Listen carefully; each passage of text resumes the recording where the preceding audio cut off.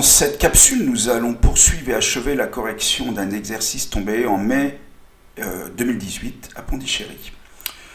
Dans un premier temps, il s'agissait de déterminer la représentation paramétrique d'une droite CD connaissant les coordonnées des points C et D, puis de déterminer les coordonnées d'un point M qui minimisait la distance BM, afin, le but ultime, c'était pour déterminer l'aire du triangle BCD,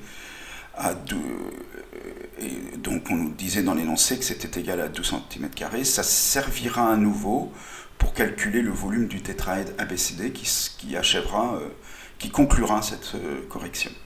Donc nous sommes rendus ici, dans le troisième en petit a, où il faut démontrer que le vecteur n est un vecteur normal au plan BCD, ce à quoi nous allons nous atteler dès à présent.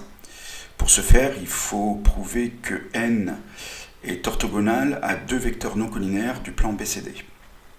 Alors voyons comment procéder. Les deux vecteurs en question, nous allons choisir BC et CD qui ne sont pas collinaires de façon évidente. Ensuite, il faut prouver dans un premier temps que le vecteur n est orthogonal au vecteur BC, donc j'applique la formule qui permet de calculer le produit scalaire de deux vecteurs x plus y plus zz', je trouve 0, ce qui signifie bien que n et BC sont orthogonaux. Je fais de même avec n et CD, on trouve également 0, donc les vecteurs n et CD sont orthogonaux. Ce qui prouve que le n est bien normal au plan BCD parce qu'il est orthogonal à deux vecteurs non collinaires de ce plan. Alors passons à la question suivante. Alors on nous demande de déterminer une équation cartésienne du plan BCD.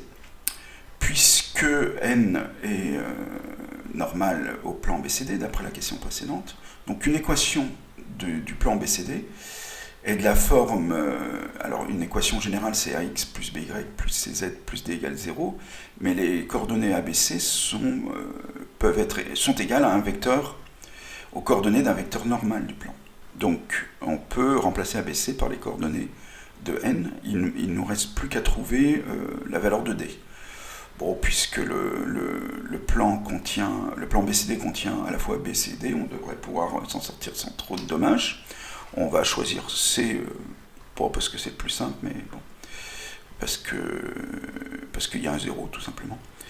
Et donc ça nous fait une équation où la seule inconnue est D, et donc on trouve D égale moins 7, en fait. Donc une équation cartésienne du plan BCD, c'est 2x plus y plus 2z moins 7 égale 0. Alors là, on nous demande de trouver la représentation paramétrique d'une droite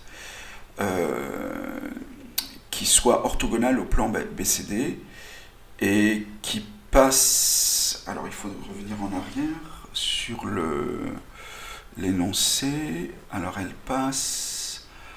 je suis perdu. Ça c'est fait, déterminer non passant de la droite passant par A. Voilà. Donc voilà, on retient. Toc. Alors, puisqu'elle delta est orthogonale à BCD, elle admet donc n pour vecteur directeur, puisque n est un vecteur normal au plan BCD. Donc forcément, tout vecteur directeur de la droite delta sera collinaire à n. Donc en particulier, on peut choisir n comme vecteur directeur. Ça, c'est les coordonnées du point A, et donc on a tout de suite la représentation paramétrique de la droite, puisqu'on a un point de la droite et les coordonnées d'un vecteur directeur. Alors là, on nous demande de chercher l'intersection entre delta et BCD, qu'on appelle I. Et donc, puisque I est un point de BCD, ces coordonnées vérifient ça. Donc quand j'ai une première équation mettant en jeu les coordonnées de I. De plus, I appartient à delta. Et je connais la représentation paramétrique de la droite delta.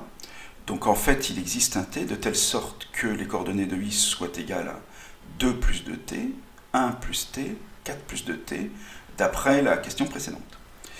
Je remplace ces coordonnées dans l'équation, la première équation mettant en jeu les coordonnées de i, et je me retrouve avec une équation dont la seule inconnue est t, que je vais pouvoir résoudre très facilement. Ça fait t égale moins 2 tiers. Et donc en remplaçant ici et ici t par moins 2 tiers, je vais trouver les coordonnées de i. Et donc i, on obtient pour coordonnées 2 tiers, 1 tiers, 8 tiers. Ensuite, il me reste à résoudre la dernière question, c'est-à-dire de calculer le volume du tétraède ABCD. Alors on a tous les éléments en main, delta étant perpendiculaire au plan BCD en I et à Passe-Para, donc AI est forcément la hauteur du tétraède ABCD de base BCD. Donc je vais pouvoir utiliser la formule qui me permet de calculer le volume du tétraède ABCD. Dans un premier temps, je calcule la hauteur.